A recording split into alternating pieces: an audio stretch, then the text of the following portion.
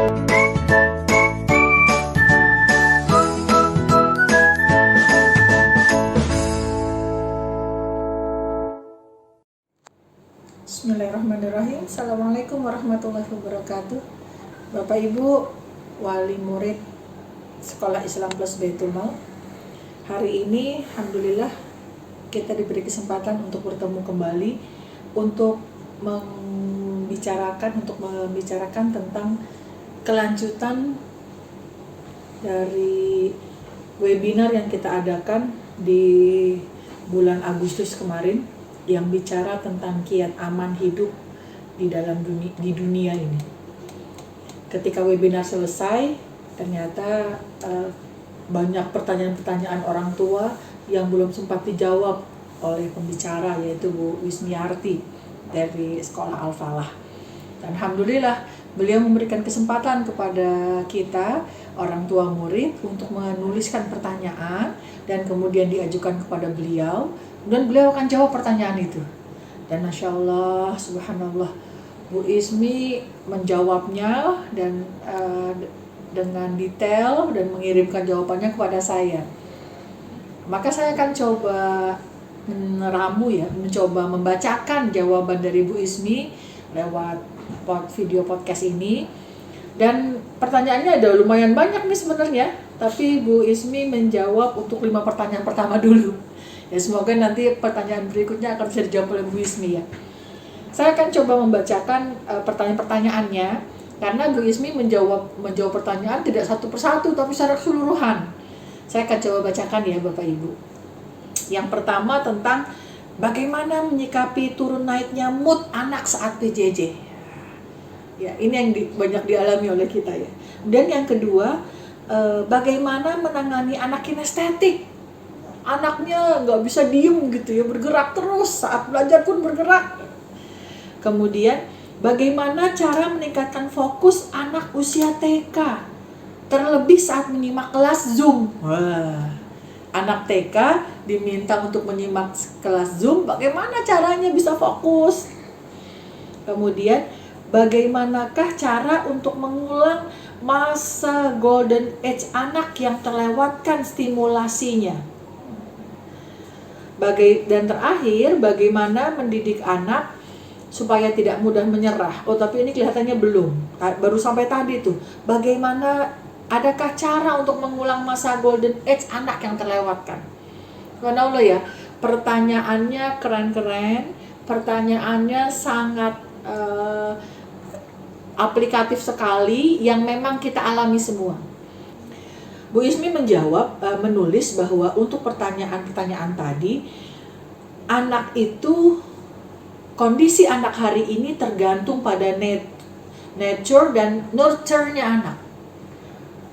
Anak saat ini, kita bisa lihat penampilan anak saat ini, itu tergantung kepada nature dan nurture-nya. Apa itu nature? Yaitu alam. Anak saat ini tergantung kombinasi gen ayah ibunya, tergantung gizi ayahnya yang akan menentukan kualitas sperma ayah, cara makannya, kualitas hidupnya, dan gizi ibu dan apa yang dilakukan selama hamil. Itu nature-nya anak dan akan pengaruh dengan performance anak saat ini. Kemudian nurture-nya, asuhan. Jadi anak kita yang terlihat saat ini berpengaruh oleh dua tadi, yang alam dan kedua asuhan. Kalau asuhan itu apa? Asuhan itu yang pertama, metode kelahiran bayi. Lahir normal adalah yang terbaik bagi anak dan masa depannya. Yang kedua, perlakuan yang diberikan orang tua dan orang dewasa di sekitar bayi. Bagaimana orang tua dan dewasa berbicara, bertingkah laku, merespon pertanyaannya, itu akan mempengaruhi perkembangan bayi sampai anak saat ini. Kemudian anak yang beruntung adalah, kata Bu Ismi, yang mendapat gizi yang dibutuhkan. Bukan berarti mahal, kata Bu Ismi, di garis bawahi itu. Orang tua dan lingkungan bicara pada anak yang punya ritme dan nada, menghindari nada rendah. Jadi ritme suara bicara orang tua atau lingkungan adalah nadanya sedang, bisa jadi tinggi, disesuaikan dengan kondisi lingkungan dan kebutuhan pertanyaannya. Hindari nada rendah katanya. Berarti kelihatannya orang tua harus belajar do, re, mi, fa, si, nada-nada ya. Karena itu berpengaruh ternyata terhadap kemampuan otak anak. Kemudian anak yang beruntung juga anak yang sibuk dari bangun tidur sampai tidurnya lagi.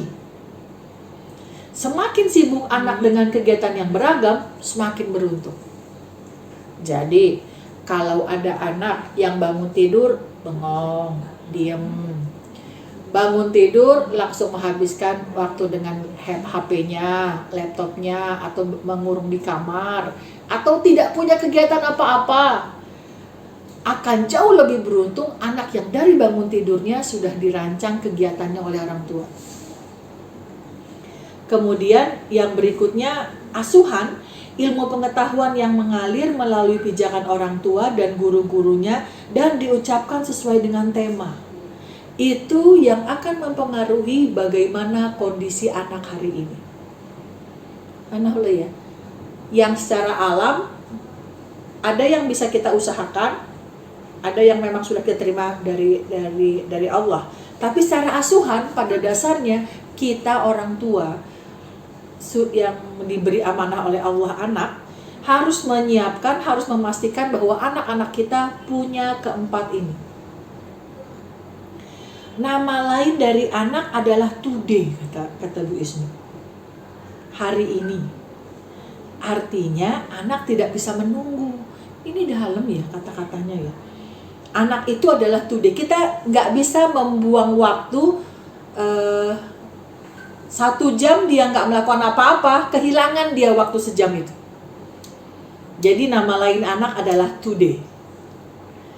Kadang-kadang mungkin sebagai orang tua kita sempat bicara, udahlah, anak kita hari ini nggak ikut belajar, nggak apa-apa deh, besok deh ikut belajar deh, gitu ya.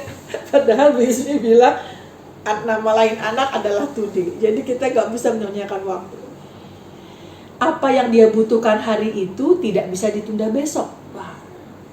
Orang tua tidak bisa mengatakan kepada anak, sekarang lagi pandemi, sekolah tutup, kamu harus di rumah, mama dan ayah kerja, jadi kamu sendiri di rumah ya atau ditemani pembantu, dan tidak dirancang kegiatannya. Anak lahir dengan 100 miliar sel otak yang siap dibangun, lahir dengan sel otak yang belum bisa berkomunikasi. Jadi sel otak yang Allah berikan kepada seorang bayi itu belum bisa berkomunikasi, tidak saling terhubung. Di usia 0 sampai 2 tahun, orang tua harus membangun sambungan-sambungan sel otak bayi melalui interaksi orang tua dengan anak. Itulah sebabnya ya, Allah kasih minum makanan pada bayi itu ada di ibunya. Dengan harapan seorang ibu bisa ambil pelajaran bahwa dia memang harus bersama anaknya untuk membangun interaksi dan memastikan 100 miliar sel otak itu tidak hilang percuma. Apabila anak usia 2 tahun ada sel otak yang belum bersambung, maka sel otak tersebut akan dihapus secara otomatis. Masya Allah. Itu tanggung jawab kita ya. Sebagai orang tua yang diberi amanah bayi oleh Allah, maka tanggung jawab kita adalah memastikan sel otak anak-anak kita terbangun sambungan-sambungannya dengan melakukan interaksi antara orang dewasa atau lingkungan dengan bayi tersebut. Secara bertahap, kemampuan anak akan muncul dalam kegiatannya. Dia mulai bisa senyum, tengkurap, duduk, berdiri, berlari, dan seterusnya. Nah, ini nih, penting nih tulisan Bu Ismi. Bila interaksi tidak memadai, maka kemampuan-kemampuan ini akan terlambat. Kemampuan bayi untuk tersenyum, kemampuan bayi untuk tengkurap, kemampuan bayi untuk duduk, kemampuan bayi untuk berdiri, berlari, dan seterusnya akan terlambat ketika interaksi yang didapatkan bayi dengan orang tua atau lingkungan di sekitarnya tidak mencukupi, tidak membuat sel-sel otak itu berkomunikasi dengan sel otak yang lainnya. Anak yang tidak merangkak di usia sebelum 1 tahun akan bermasalah dengan kemampuan matematika, bahasa, dan sains di SD-nya nanti. Masya Allah. Jadi salah satu, kalau kita lihat, kenapa anak saya kemampuan matematika, bahasa, dan sainsnya rendah ya? Rendah itu bukan berarti, bisa jadi karena belum menguasai, ada yang begitu. Tapi ada yang karena dasar merangkaknya belum dia lakukan ketika dia sebelum setahun. Maka harus ada terapi-terapi yang kita lakukan. Apalagi dengan makan. Orang tua tidak bisa mengatakan kepada anak, mama sibuk hari ini, kamu makannya besok aja ya, 2 kali jumlahnya karena hari ini kamu gak makan. Oh, ternyata orang tua gak boleh bicara begitu. Ya gak bisa. Walaupun besoknya kita kasih makan yang double, triple bahkan, ya tidak bisa, karena kebutuhannya adalah saat itu. Ya, saya teruskan lagi ya. Sel manusia bekerja 24 jam setiap harinya. Pada waktu tidur pun sel kita tetap bekerja, agar waktu kita bangun, sel kita siap tempur melaksanakan tugas-tugas kita.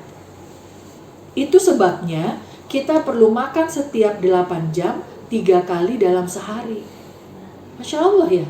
Jadi waktu tidur pun sel kita itu bekerja sesuai dengan masanya, dengan kondisi tidur, untuk menyiapkan kita siap saat bangun. Maka tidur kita harus tidur yang berkualitas. Itulah sebabnya Rasulullah mencontohkan setelah sholat Isya sebaiknya manusia tidur. Keren ya, tidur pun diatur. Dan Rasulullah membuktikan keilmihan cara yang membuat kita bisa menjadi seorang muslim, yang sebagai seorang khalifah yang pantas jadi khalifah di muka bumi. Orang tua perlu mempelajari sistem tubuh manusia, anatomi, fungsi, dan homeostasisnya.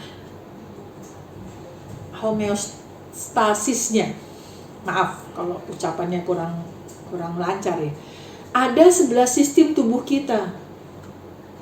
Dan itu semua akan mempengaruhi bagaimana anak kita nanti akan berkembang saat dewasanya. Ada banyak buku referensi yang Bu Ismi tuliskan di sini yang bisa Bapak Ibu baca, yang bisa kita baca. Fundamentals of Anatomy and Psychology. Ini tahun 2015. Dibuat disusun oleh Frederick H. Martin, Judy L. Nath, Edwin F. Bartolomeo, dan 10th edition. Ini buku yang dianjurkan untuk dibaca. Karena ternyata tidak hanya dokter yang harus menguasai itu. Orang tua pun harus menguasai itu. Guru pun harus menguasai itu. Karena yang diajarnya adalah manusia dengan 11 sistem itu.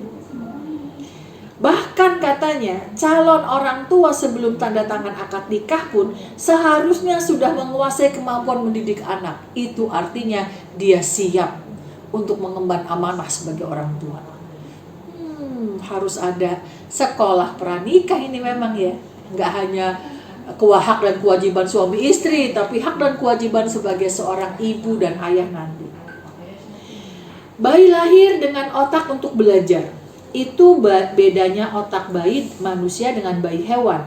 Dan otak bayi manusia disiapkan untuk semua kemampuannya yang dia butuhkan dalam melaksanakan tugas-tugas dari Allah, yaitu sebagai khalifah di muka bumi. Allah sudah kasih modal. Ketika diberi amanah sebagai seorang khalifah, tidak dibiarkan saja. Ada otak yang memang dibuat, ada 11 sistem tubuh yang memang dibuat siap untuk memimpin, mengemban amanah itu. Dan juga diutus Rasul ya, yang memastikan bahwa manusia bisa tahu tujuan hidupnya. Di sini Bu Ismi menyebutkan hal-hal yang harus jadi titik perhatian. Ada 10 kecerdasan, multiple intelligence. linguistik, logika matematik, musik, kinestetik tubuh, spasial, antar pribadi, interpersonal, alam, eksistensi, spiritual. Ada 6 domain berpikir, estetika, affective development, cognitive, language, physical, social development. Yang 10 kecerdasan ini, yang 6 domain berpikir ini harus kita rancang agar mereka maksimal ada pada anak kita. Juga ada 7 essential life skill.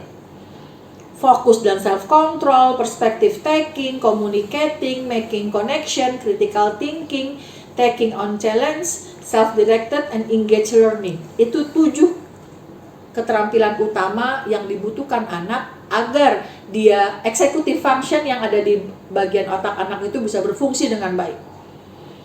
Kemudian ada 20 sikap mulia sesuai Al-Quran. Kita menulisnya 18 ya. Sekarang ada 20 ternyata. Mutu, hormat, jujur, berpikir positif, rendah hati, ramah, disiplin, tanggung jawab, bersih, ikhlas, syukur, sabar, kasih sayang, khusyuk, rajin, istiqomah, takwa, qanaah, adil, dan ibadah. Wow, subhanallah, dalam banget ini. Ini dalam sekali. Semua domain berpikir, kecerdasan, skill, dan sikap-sikap mulia harus kita bangun pada anak dengan seimbang, sehingga bisa menjadi hamba Allah yang pandai, berbahagia, apapun ujian yang datang padanya. Nah, bagaimana kalau ada anak yang hanya punya sebagian? Maka kita tim guru itu nggak hanya guru, tapi orang tua dan guru di sekolah harus membangun yang lainnya. Tentu dengan cara membuat lesson plan individual, membuat perencanaan untuk anak, dan melaksanakan dengan rinci sampai terbangun seimbang. Ada lesson plan yang diterima anak di sekolah dari tim guru, dan juga ada lesson plan yang diterima anak di rumah dari orang tua sejak anak pulang sekolah sampai anak tidur. Ya, konsekuensinya orang tua harus menyiapkan bagaimana agar sewaktu anak pulang dari sekolah ke rumah sudah siap melaksanakan lesson plan itu. Nah, ya. Yang harus tim guru lakukan adalah bekerja seefisien mungkin. Tim guru itu orang tua dan guru ya. Pada usia 2-7 tahun dan 7-11 tahun. Bekerja seefisien mungkin. Karena pada usia 11 tahun menjelang akil balik akan terjadi restrukturisasi kedua, di mana sel otak yang melinnya tipis akan dihapus. Sejak bayi lahir, otak manusia bekerja dan dibangun 24 jam sehari. Perlu kerjasama yang intens antara orang tua dan guru di sekolah. Semua kecerdasan, domain berpikir, essential life skill, serta sikap mulia Al-Quran harus dibangun setinggi mungkin dan seseimbang mungkin. 24 jam anak terus siap belajar. Jadi artinya kalau kita ada menyia-nyiakan waktu anak tidak belajar atau bahkan merusak kesempatan belajarnya, maka kemampuannya untuk mempunyai kecerdasan, domain berpikir, essential life skills, sikap mulia itu ada yang hilang. Insyaallah ya. Ini baru bicara tentang filosofi dasarnya ya, agar difahami semua bahwa ternyata ketika orang tua menerima amanah dengan lahirnya, dengan adanya seorang bayi, itu artinya sudah siap untuk memastikan dia siap menjadi seorang khalifah di muka bumi. Nah, kalau orang tua tidak ada waktu untuk anak, siapa yang akan ada waktu untuk memberikan lesson plan di rumah bagi anaknya? Karena pandemi COVID-19, sekolah harus tutup. Sampai hari ini belum ada pilihan lain selain orang tua yang menggantikan kehadiran guru untuk menyampaikan materi pelajaran pada anak. Kita semua melewati itu ya Bapak Ibu. Tanpa persiapan, tugas mendadak ini akan sangat mengagetkan orang tua. Ada yang panik, ada pula yang belajar menemukan hal-hal baru dan hal-hal yang bisa disyukuri yang selama ini tidak disadari, yaitu indahnya berinteraksi dengan anak sendiri. Inilah tugas utama dari Allah bagi ibu maupun ayah. Dikala anak sudah tidur, dipandang wajah anak, ibu berucap, "Terima kasih Allah, melalui pandemi ini yang terjadi atas izin-Mu, hamba dipaksa kerja di rumah hingga dapat mengenali amanah-Mu. Dan dia, kalau dia sudah dewasa nanti, tentu sudah sibuk dengan urusannya, dan tentu hamba akan menyesali telah mengabaikan momen indah yang Engkau karuniakan kepada hamba." Anak-anak kita cepat sekali ya besarnya. Dan tanpa kita sadari, tahu-tahu mereka sudah punya dunia mereka sendiri. Jadi ada banyak hikmah di balik pandemi ini. Nah, sekarang kita akan bicara tentang membangun fokus anak. Karena fokus adalah menu utama dalam belajar. Bagaimana cara agar anak bisa fokus dalam waktu yang panjang? Pertanyaan penting nih, jawabannya menarik nih. Kita lihat ya. Sederhana katanya. Sederhana ternyata Bapak Ibu. Langkah pertama, tim guru, orang tua dan guru, harus fokus saat berinteraksi dengan anak. Maka otomatis anak akan fokus. Be at the present time. Sambil ngajar anak, kita sambil megang HP ya. Sambil ngajar anak, kita jawab WA ya. Sambil ngajar anak, kita kegiatan yang lain ya. Maka ketika kita nggak fokus, anak kita juga nggak akan kebangun fokusnya. Menarik ya. Be at present time. Berikutnya, terlibat dalam 3 hal saat berinteraksi dengan anak. Terlibat secara emosi, terlibat secara kognisi, dan terlibat secara sosial. Jadi, bagaimana agar anak saat kita berinteraksi dengan anak, kita melibatkan 3 hal ini. Emosi, kognisi, dan sosial. Emosi artinya kita bisa menahan kesabaran, anak bisa merasakan kasih sayang kita. Kognisi, dia bisa menangkap wawasan kita, mendapatkan hal baru. Dan sosial, dia belajar berinteraksi dengan sesama manusia. Sangat penting bagi kita untuk menyampaikan pada anak, dia sangat penting untuk bagi kita gitu. Wis, ini keren nih. Kalau ada telepon masuk, kita tidak jawab karena kita sedang bersama dengan anak kita. Dan ucapkan pada anak bahwa mama akan telepon kembali setelah nanti kita selesai. Susah ya? Biasanya lagi ngajarin anak nih, telepon masuk. Ya kita suruh anak kita ngerjain, kita angkat telepon gitu ya. Jadi artinya itu sikap yang menunjukkan bahwa kita tidak memprioritaskan dia. Anak akan dapat kesan bahwa dia penting bagi mamanya. Oh iya, keren ya. Iya. Langkah berikutnya, anak akan fokus bekerja jika kegiatan itu. Jadi tadi ya, kalau kita sudah bisa mengatur lingkungan, setting lingkungan bahwa anak merasa bahwa dia diutamakan, bahwa kita bisa hadir untuk anak kita. Yang kedua adalah anak itu bisa fokus bekerja jika kegiatan itu sesuai dengan kemampuannya. Kalau terlalu mudah dia akan bosan. Kalau terlalu sulit dia akan frustasi, marah atau tantrum. Jadi ketika merancang kegiatan, pastikan kita merancang kegiatan yang sesuai dengan tahap perkembangan anak. Yang kedua, anak itu akan fokus bekerja kalau knowledge atau pengetahuan yang diberikan kepada anak sesuai dan dekat dengan kehidupannya. Misalnya, tanaman selalu menarik bagi anak. Hewan, tapi kalau salju mungkin tidak cocok untuk anak usia dini di Indonesia. Dan yang ketiga, anak akan fokus bekerja jika media kegiatan sesuai dengan kemampuan anak.